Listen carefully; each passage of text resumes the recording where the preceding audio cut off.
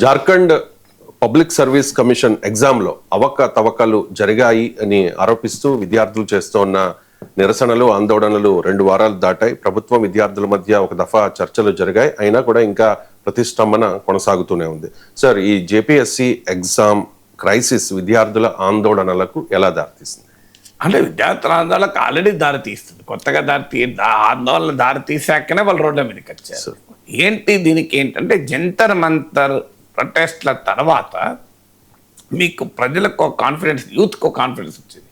అంటే అప్పటిదాకా ఏమనుకున్నారంటే ప్రభుత్వం పైన మనం ఎంత పోరాడినా ఈ ప్రభుత్వాలు వినవు, ప్రభుత్వాలు చలించవు, ప్రభుత్వాలు జవాబుదారీగా ఉండవు అని ఇది అనుభవం.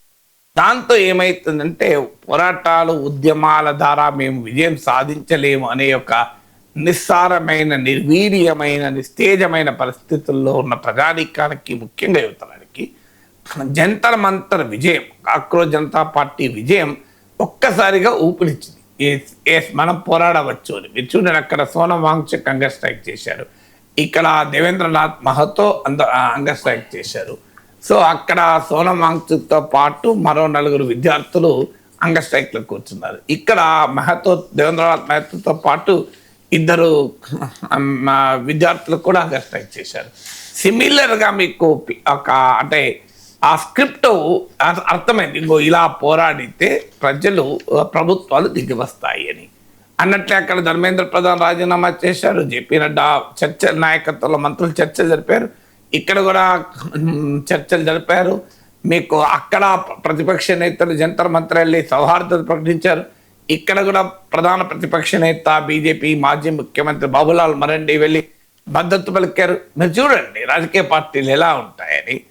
అక్కడేమో భారతీయ జనతా పార్టీ జంతర్ మంతర్లో ప్రొటెస్ట్ చేసేవారిని దేశద్రోహులని, విదేశీ నిధులతో చేస్తున్నారని, ప్రతిపక్షాల ఏజెంట్లని తీవ్రమైన ఆరోపణలు చేశారు. ఇక తర్వాత ఆఖరికి అభిజిత్ దీప్కే స్కాలర్షిప్ ఎక్కడికి వెళ్ళి వచ్చింది, ఇలాంటివన్నీ చేశారు. ఆఖరికి ఇనుప శూలాలు పెట్టినటువంటి లాఠీలతో కొట్టారు, పెల్లెట్ గన్లు ప్రయోగించారు, మీకు కేసులు పెట్టారు, ఇష్టం వచ్చినట్టుగా ఢిల్లీ యూనివర్సిటీ జేఎన్యూ అడ్మిషన్లే తీసిపడేస్తామని బెదిరించారు, పాస్పోర్ట్లు ఆపేస్తామని బెదిరించారు, ఫేషియల్ రికగ్నిషన్ టెక్నాలజీ పెట్టి గుర్తుపెట్టారన్నారు. అమ్మాయిలైతే పోలీసులే చుట్టుముట్టి వాళ్ళని వెళ్ళి చేష్టలు చేశారు. ఇదంతా ఢిల్లీలో బీజేపీ ప్రభుత్వ కన్సర్న్లో జరిగింది. జార్ఖండ్లో ఏం జరిగింది, ఆడ కాంగ్రెస్ జేఎంఎం ప్రభుత్వ అధికారాలు ఉంది. వెంటనే బీజేపీ పూర్తి మద్దతు ప్రకటించింది ఉద్యమానికి. ఈవెన్ ఆర్ఎస్ఎస్ కూడా పూర్తి మద్దతు ప్రకటించిందని పేపర్లో వచ్చింది. బీజేపీ పూర్తి మద్దతు ప్రకటించి బాబులాల్ మరండి మాజీ ముఖ్యమంత్రి ప్రతిపక్ష నేత హుటాహుటిన జార్ఖండ్ విద్యార్థుల పోరాటానికి మద్దతుగా వెళ్ళి వారి శిబిరంలో పాల్గొన్నారు. అక్కడేమో రాహుల్ గాంధీ పాల్గొన్నారు, ఇక్కడ రాహుల్ గాంధీ కనబడరు, ఎందుకంటే వాళ్ళ ప్రభుత్వం ఉంది కనుక. అంటే పొలిటికల్ పార్టీస్ పైన యూత్కి ఎందుకు నమ్మకం పోయిందంటే దానికి కారణం ఇదే. మీరు ఇంత రాజకీయంగా ఇప్పుడు అక్కడ మీకు అక్కడ అధికారంలో బీజేపీ ఉంది కనుక ఢిల్లీలో మీకు రాహుల్ గాంధీ వెళ్తారు, బీజేపీ వారు అటాక్ చేస్తారు. ఇక్కడేమో కాంగ్రెస్ అధికారంలో భాగంగా రాహుల్ గాంధీ రారు, కానీ బీజేపీ వాళ్ళు వచ్చి మద్దతు ప్రకటించారు, సౌహార్దత ప్రకటిస్తారు. సో ఇలా రాజకీయ పార్టీలు ఉద్యమాల పట్ల, సమస్యల పట్ల ఏ రకమైనటువంటి స్వభావాన్ని కలిగి ఉంటారు, దానికి ఇది ఒక క్లాసిక్ కాంట్రాస్ట్ కదా. అఫ్కోర్స్ ఇష్యూలో సిమిలారిటీ ఉంది మీకు. అక్కడ ఢిల్లీలో నీట్ ఎగ్జామ్ పేపర్ లీక్ వ్యతిరేకంగా పోరాటం, ఇక్కడేమో జార్ఖండ్ పబ్లిక్ సర్వీస్ కమిషన్ ఎగ్జామినేషన్లో అవకతవకలు జరిగాయి అనేది ఇక్కడ అనుమానం. అక్కడ నేషనల్ టెస్టింగ్ ఏజెన్సీ పైన ఆరోపణ, ఇక్కడ పబ్లిక్ సర్వీస్ కమిషన్ పైన ఆరోపణ. ఈవెన్ అక్కడ డేటా హ్యాండిల్ చేసినటువంటి సంస్థను గతంలో Jharkhand staff selection commission black list కూడా చేసింది. విచిత్రం చూడండి, ప్రభుత్వ కన్సర్న్లోనే నడిచే Jharkhand staff selection commission black list చేసినటువంటి సంస్థకు మళ్ళీ పబ్లిక్ సర్వీస్ కమిషన్ ఎందుకు ఇచ్చింది కాంట్రాక్టు? ఆన్సర్ ఉండాలి కదా. సో అక్కడ మీకు అడ్మినిస్ట్రేషన్ ఫెయిల్యూర్ కనబడుతుంది, ఇక్కడ ఫెయిల్యూర్ కనబడుతుంది. అక్కడ మీకు జంతర్ మంతర్లో ఎగ్జామినేషన్ రిఫార్మ్స్ కొరకు పోరాటం, ఇక్కడ కూడా సిస్టమిక్ రిఫార్మ్స్ కావాలి అని అంటున్నారు. From JPSC, Jharkhand public service commission, to Jharkhand staff selection committee systemic reforms కావాలని.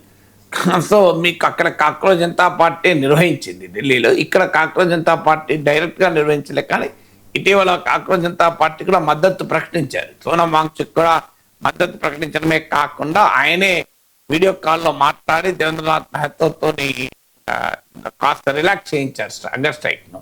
సో ఇంకో జాగ్రత్త కూడా పడుతున్నారు ఇక్కడ జార్ఖండ్లో. ఇప్పుడు అక్కడ జంతర్ మంతర్లో జరిగింది, ఇక్కడ జైపాల్ సింగ్ ముండా స్టేడియంలో జరుగుతోంది. ఇంకా ఇక్కడ జార్ఖండ్ ప్రొటెస్టులు జాగ్రత్త పడుతున్నారు. జంతర్ మంతర్లో కొంతమంది ఇష్టం వచ్చినట్టుగా బాధ్యతారహితంగా అబ్యూజివ్ వీడియోస్ పెట్టి ప్రభుత్వానికి ఒక అప్పర్ హ్యాండ్ ఇచ్చారు. అందుకే నరేంద్ర మోడీ దాన్ని ఉపయోగించుకొని నేను క్షమిస్తున్నాను, ఆ అమ్మాయి ఎలా మాట్లాడింది నా పైన అంటూ వీడియో పెట్టి కంప్లీట్ డైవర్ట్ చేస్తానికి ప్రయత్నం కూడా జరిగింది. ఆ ప్రయత్నం ఇక్కడ జరగకుండా ఉండేందుకు ముందుగానే చెప్తున్నారు, ఎవరు అబ్యూజివ్ వీడియోస్ చేయకూడదు, అబ్యూజివ్ ఉపన్యాసాలు ఇవ్వకూడదు, పొలిటికల్ స్పీచ్లు ఇవ్వకూడదు, పొలిటికల్ లీగల్ ఇవ్వకూడదు. మొత్తం ఆ స్టేడియం చుట్టూ పేస్ట్ చేశారు కోడ్ ఆఫ్ కండక్ట్ అని. ఈవెన్ వాళ్ళ మైకుల్లో కూడా చెప్తున్నారు ఎవరు ఆ అభ్యంతరకర నినాదాలు ఇవ్వద్దు అని. ఎందుకంటే ఆ జాగ్రత్త పడుతున్నారు. ఎందుకంటే ప్రభుత్వాలు చాలా తెలివిగా ఎవరో లక్షలాది మంది ప్రొటెస్టర్లు ఉన్నప్పుడు ఒక 5, 10 మందో 20 మందో రకరకాల ఎజెండాలు ఉన్న వాళ్ళు ఎంటర్ అవుతారు. కానీ దాన్ని బట్టి మొత్తం ప్రొటెస్టర్లనే మనం తప్పు పట్టకూడదు. సో అలా తప్పుదారిన పోయిన వాళ్ళని ఖచ్చితంగా ప్రశ్నించాలి. కానీ మొత్తం ఉద్యమాన్ని అంచనా వేసేందుకు దాని యొక్క గీట్రాయిగా తీసుకోవద్దు. కానీ ప్రభుత్వాలు వ్యూహాత్మకంగా తీసుకుంటూ ఉంటాయి. అది గమనించిన జార్ఖండ్ నిరసనకారులు ఆ జాగ్రత్త కూడా పడుతున్నారు. ఎందుకంటే కంపారిటివ్లీ అనుభవం తర్వాత కదా మీకు దాని అనుభవం. కానీ ఒక్కటి మాత్రం, అది జంతర్ మంతర్ నుంచి జైపాల్ సింగ్ ముండా స్టేడియం వరకు, అది ఢిల్లీ నుంచి జార్ఖండ్ వరకు మీకు ఒక ఫండమెంటల్ థింగ్ ఏంటంటే power of the parliament, power of the assembly కన్నా పవర్ ఆఫ్ ద స్ట్రీట్ డెమోక్రసీలో బలమైంది అని. ఇప్పుడు పార్లమెంట్లో మోడీ ప్రభుత్వం 2/3 మెజారిటీ వైపుగా దూసుకెళ్తోంది. అయినా కూడా జంతర్ మంతర్లో ప్రొటెస్టులకు తలవంచాల్సి వచ్చింది. ఏ బలమైన ప్రతిపక్షము చేయలేని పనిని యూత్ ప్రొటెస్ట్ చేయగలిగాయి.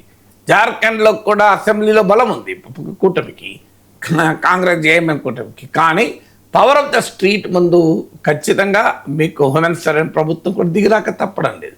అందువల్ల పవర్ ఆఫ్ ద పార్లమెంట్ కన్నా పవర్ ఆఫ్ ద స్ట్రీట్కు ఒక మారల్ స్ట్రెంగ్త్ ఉంటుంది. ఆ పవర్ ఆఫ్ ద స్ట్రీట్ అనేది ఒక న్యాయమైన ఇష్యూ, ధర్మమైన ఇష్యూ పైన ఉన్నప్పుడు ఉండేటువంటి మారల్ స్ట్రెంగ్త్ ప్రభుత్వాలకు ఉండే, రాజ్యానికి ఉండే అత్యంత బలమైన వనరులకు కూడా తలవంచని శక్తిగా ఉంటుంది అనటానికి ఇది ఒక నిరూపణ.